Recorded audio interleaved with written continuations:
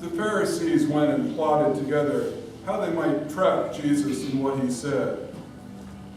So they sent their disciples to him, along with the Herodians, saying, "Rabbi, we know that you are truthful and teach the way of God in truth, and defer to no one. You are not partial to any. Give us then your opinion. Is it lawful to pay taxes to Caesar or not?"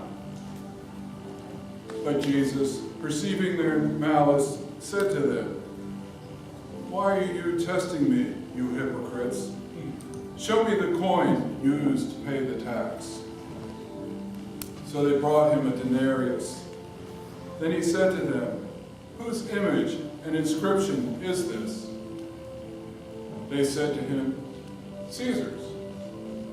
Then he said to them, "Then render to Caesar the things that are Caesar's, and to God the things that are God's." My sisters and my brothers, the gospel of the Lord. Praise to you, Lord Jesus Christ.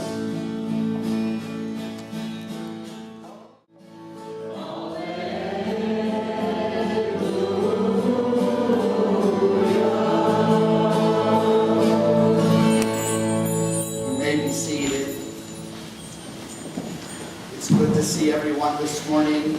I was gone last week. We had the gathering of the International Holy Synod of the Ecumenical Catholic Communion in Colorado. We had a wonderful experience, and it was a time very significant for us as we elected a new presiding bishop for our beloved communion, who is now the presiding bishop-elect. And I am happy to say that after almost 12 years, my time as presiding bishop will be coming to a close. But that won't happen until September. Now, what does this mean for us at St. Matthew's? Well, it means I'm going to be here full-time all the time.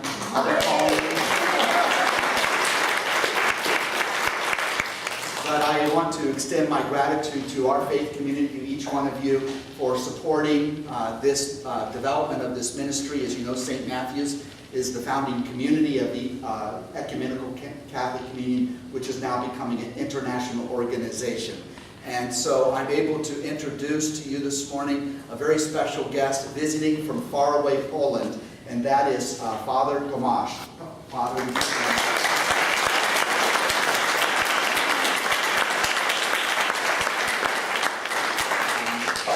he is the pastor of the ECC community in Poznan, Poland, which is a city that is about halfway between Warsaw and Berlin. And then they have a mission community in Warsaw as well as one in Krakow. Are these names you're familiar with? So the ECC is taking root in the land of Poland. And also, Father Tomasz has the distinction of being the youngest priest in the whole ECC. He's only 27 years old. I'm very happy about this because most of the ECC priests are older than me. And so now it's good to have a new generation that God is raising up to provide pastoral care for our communities in the future. So who knows, maybe someday you'll be able to persuade Father Tomasz to come to Orange to be the pastor of St. Matthew's when I retire someday, whenever that is. Who knows what God has in mind.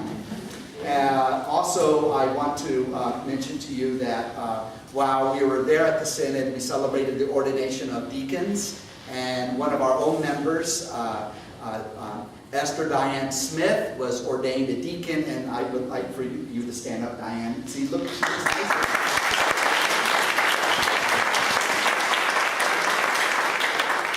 I think women actually look good in the collar, don't you think? Yeah.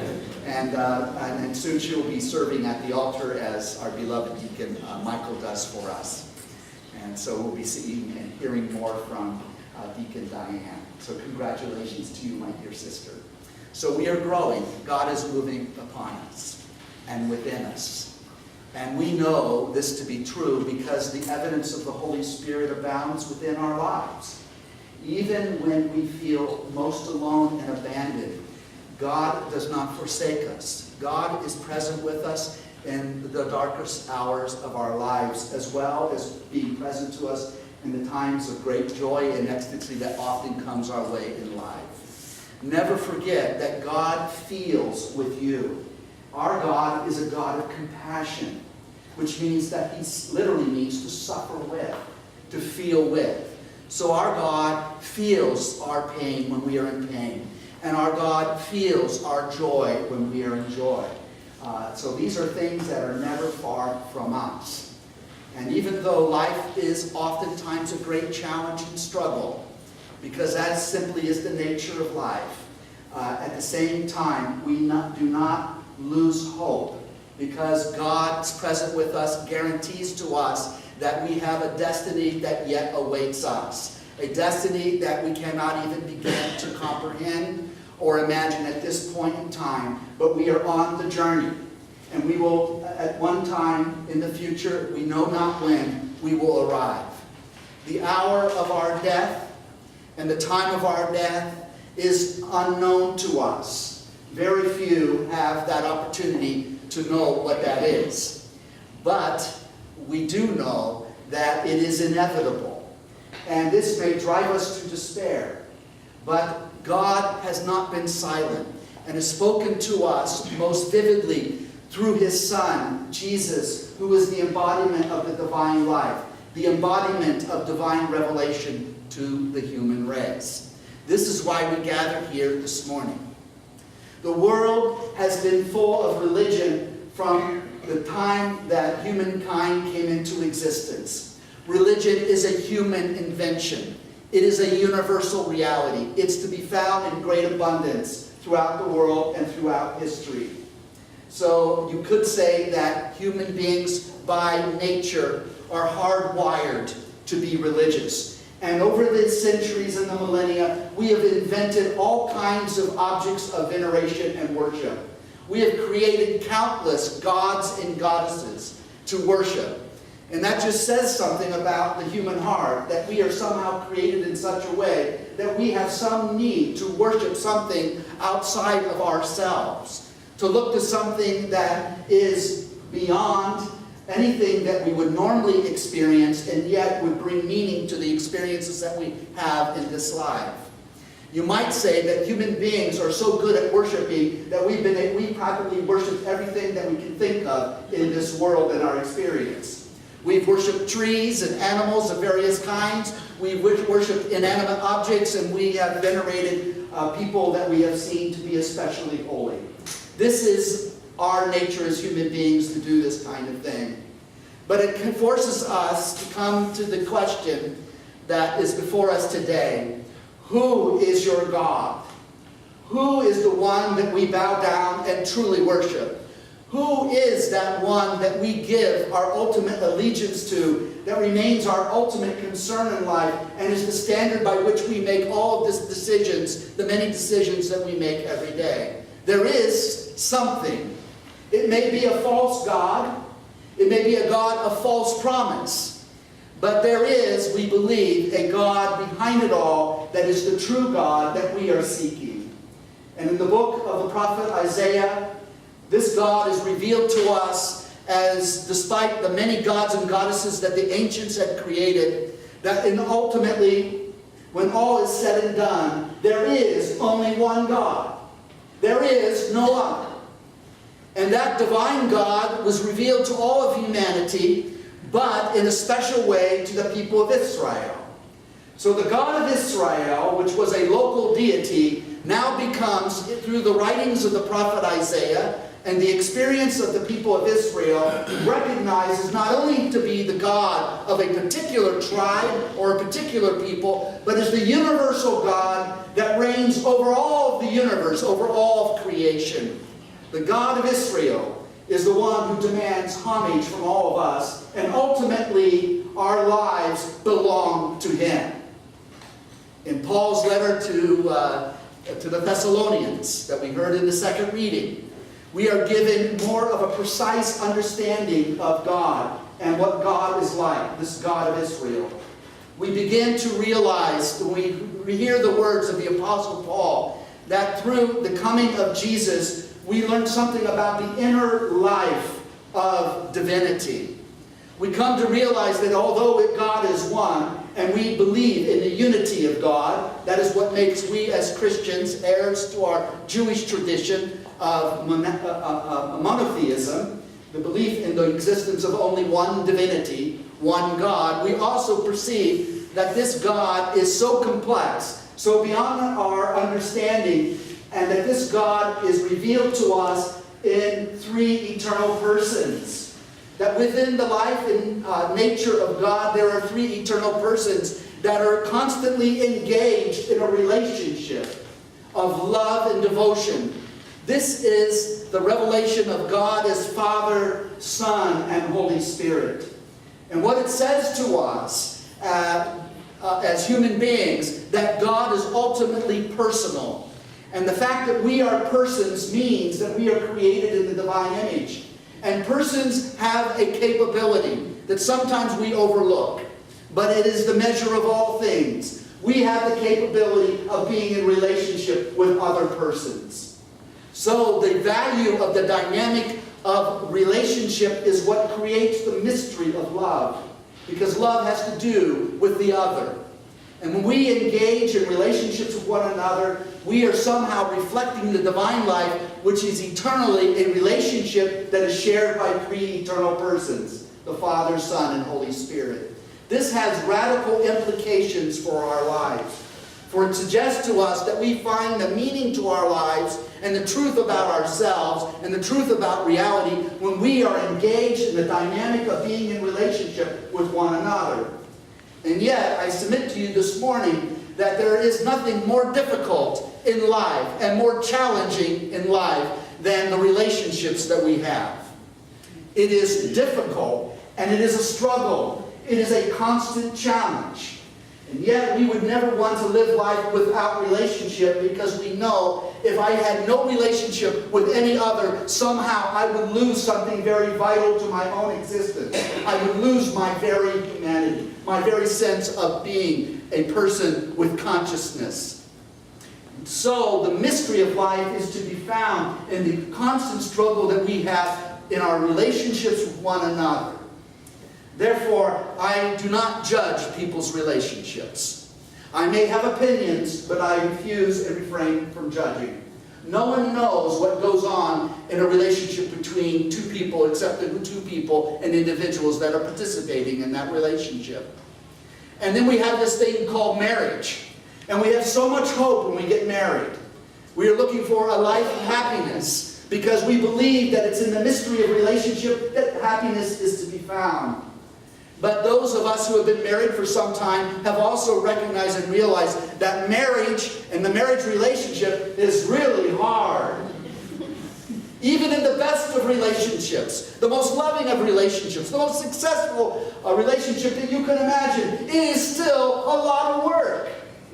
Now, anyone want to say amen to that? Amen. Thank you. So those of you contemplating marriage, well, there is the joy, but there is also the demand of being in relationship with another. And so relationships are complicated and complex. And what makes it even more difficult is that we are individuals that are constantly in a state of transformation, growth, and development. And so a married couple has to keep up not only with the person they married 25 years ago, but with the person they're married to now. Things change, and these are the challenges. Sometimes people fail in this most fundamental relationship between that of a husband and wife, which is primary to all other relationships in human life. And this is not an occasion for condemnation. They made an effort. It didn't work. And so sadly they experienced what we consider the greatest pain of all, and that is the loss of one you love. You can lose someone in death, and that is painful. You can also lose someone when the relationship itself dies through divorce or separation. That too is painful.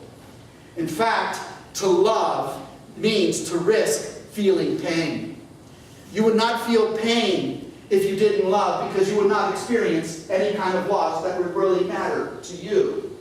It is the fact that you are willing to love another, that you are now vulnerable to the reality of intense suffering. And when that relationship dies, or when that person that you're in a relationship dies, you feel the pain of deep and profound loss.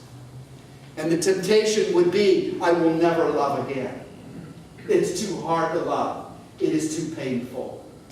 But as I've said to you in times past, I think that Shakespeare got it right when he said, it's better to have loved and lost than never to have loved at all. Love is what gives meaning to our lives, and it's the appropriate basis of any kind of relationship between any kind of persons, whether they be human or divine. That is the vision that we walk with as followers of Jesus. Jesus lived in a time in which the people of Israel, his own countrymen, lived in great pain. They were a society that was occupied and oppressed by a foreign power. You know this. You've heard this before. But we as Americans are unfamiliar with that experience. We have never been occupied since our independence from England. We have never experienced the oppression of having foreign armies in our streets, regulating our life, causing us to live in fear. That has not been a part of our national experience. It has in many other countries, even today. And in recent history, for centuries, the nation of Poland has been a nation that has been oftentimes in their history an occupied society, whether by the Russians or the Germans or some other superpower. Is this right, Father Tomasz? And now they have their freedom and independence. Is that a good thing? But we as Americans really have not experienced that. So it's hard for us to imagine. But when a society is occupied and oppressed by a foreign power, it creates an unnatural strain of relationships among the members of that society. How to respond to this reality? No one likes it, but we have to live with it. And there are usually three different kinds of responses. One response is to collaborate, to support the oppressor and the invader, and to work with them and to work well with them. There is great reward in responding that way, and there is great cost. I think of Vichy, France, during World War II. It was a country occupied by the Nazis, and the French government officials of Vichy, France, collaborated with them. It was a survival technique. It was a way of responding to a crisis of being an invaded country. The Herodians was a political party in Israel, and they were a political party of collaborationists? Yes. Thank you.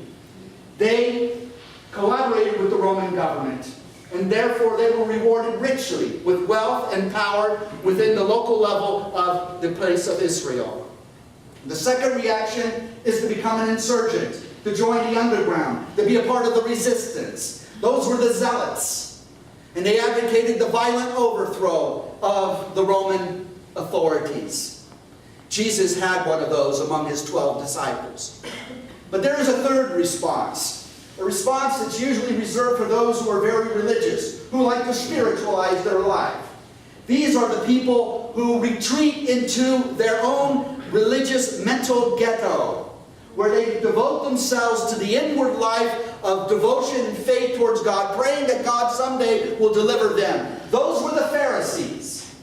Being religious for them was a way to escape the misery of Roman oppression. But, as you can imagine, there was not a lot of love between these groups of people in ancient Israel. There was not a great deal of love for the insurgents and for the resistance fighters, because they risked the nation being destroyed. And then there were those who were the collaborators, that they were seen as being traitors to the nation. And then those who were religious were admired, but they seemed to be living in their own world. It is upon this scene that Jesus emerges. And Jesus has a very large popular following. It is so large that it did not escape the notice of the religious and the political authorities of his time. the Pharisees, the high priest in Jerusalem, the Sadducees, were the party of institutional religion. They ran the temple. They did so out of sincere belief that their religion was essential in maintaining the identity of the people of Israel. And it was true. It also was very lucrative for them. They made a lot of money off of religion. It can be done, even in America. But the fact of the matter is that the high priest, in order to retain his somewhat independence and authority in the holy city of Jerusalem, had to cut a deal with the Roman authorities. If the high priest would keep everything quiet and in order, then the Romans would leave the temple and the holiest city of Jerusalem alone. There would just be a small military presence there. Therefore, the high priest had his own army called the temple police. And it was always the high priest's objective is to preserve the unity of the nation and the peace so that the Romans would not destroy the temple and destroy the Jewish way of life. This was a situation of real politic, they call it. And the high priest was a politician par excellence. They had a delicate balance there in Israel. Anything could tip the balance and it would lead to absolute disaster. The high priest, Caiaphas was his name, was convinced if he did not keep peace and order in Jerusalem and in the rest of Israel, the Romans would come in with their invading legions and destroy everything. This is why, when he was meeting with the Sanhedrin, and it was brought to his attention, this problem called the Jesus problem. Jesus was going around everywhere, and there were thousands, literally tens of thousands of people following after him. This did not go unnoticed by the high priest, nor by the Roman governor Pontius Pilate. Believe me, the Romans knew what was going on.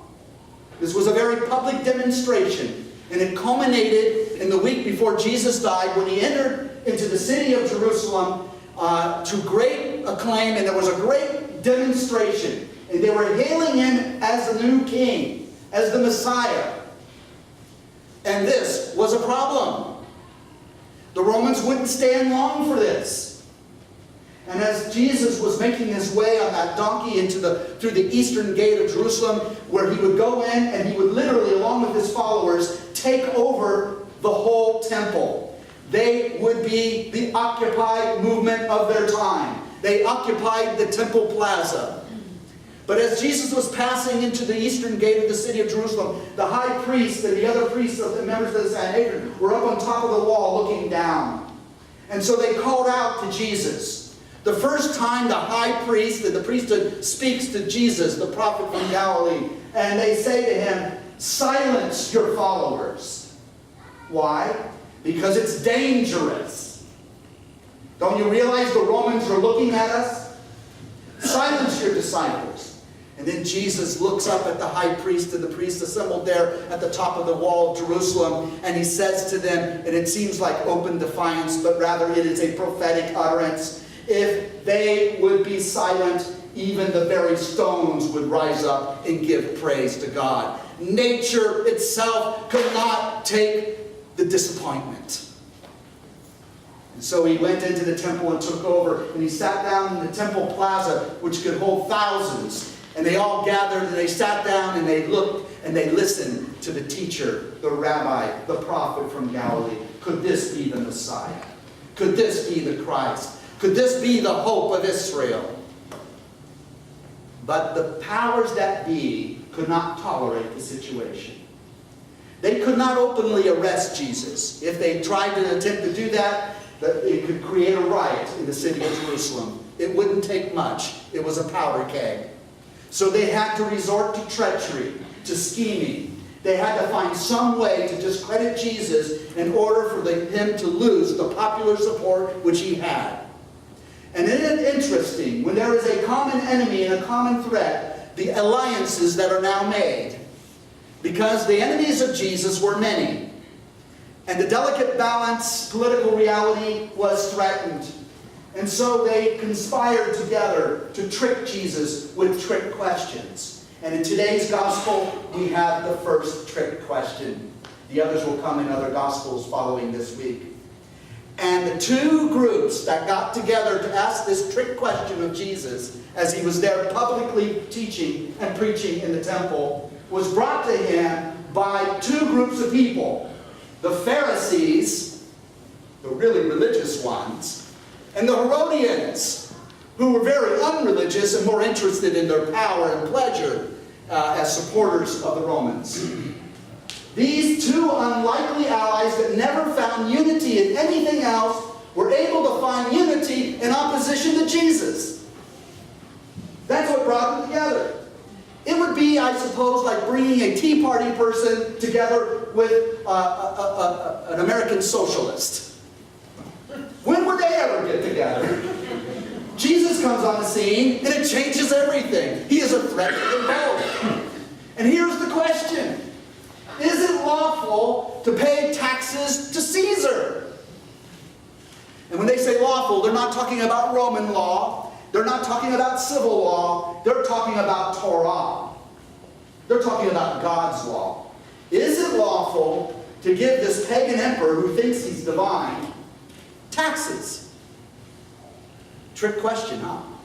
You know why it's a trick question? Because as far as they were concerned, he could only answer one of two ways. He could have answered by saying, it is unlawful to pay taxes to Caesar, so stop paying taxes to Caesar. What do you think would have happened? Half the crowd there would have been turned against him. There would have been a riot, perhaps. Certainly Jesus would have been discredited among many. Or he could answer the reverse. He could say, yeah, go ahead, we should support the emperor. We should pay our taxes. That's what it means to be a good citizen. Pay your taxes. But then he would lose the favor of the other half of the crowd, who would see that as tantamount to supporting the emperor and betraying the nation of Israel. Either way, Jesus would have answered, he would have been discredited, and it would have divided his following. But how did Jesus answer? I love it. It's a stroke of genius. He had to be divine to be this smart. He says, well, give me a coin. Whose image is on the coin? They said, Caesar. And then Jesus says, render unto Caesar what belongs to Caesar. Give to Caesar what belongs to him. But give to God what belongs to God. He now makes his answer not only to escape a dilemma and a trick question in which he would have compromised himself, but he also turns it into a prophetic message that speaks now to you and me 20 centuries later. Yeah, you might have social obligations. Pay your taxes, okay. Give those things that you owe people what you owe them. But give to God what belongs to God. Now I ask you, my brothers and sisters, what belongs to God? What in your life belongs to God? Is it 10%? Some people say that, 10% belongs to God. Well, that's fine if you want to give 10%. I won't turn it away. Not that I'm God, but if you want to give 10% to the church, that's good. But I would be remiss to tell you that God is not interested in just 10%. He wants all of you. He wants your heart. He wants your soul. He wants your life. And you know something? Your life was never your own. It never was that way. Your life, your body, your relationships, all of it has come into existence because of the work of God. It all belongs to God. Everything you have, all of your hopes and dreams, everything you hold, everything that you are, it is all belongs to God. We belong to Him. And so the question I asked you at the beginning of this message is, who is your God? To whom do you belong?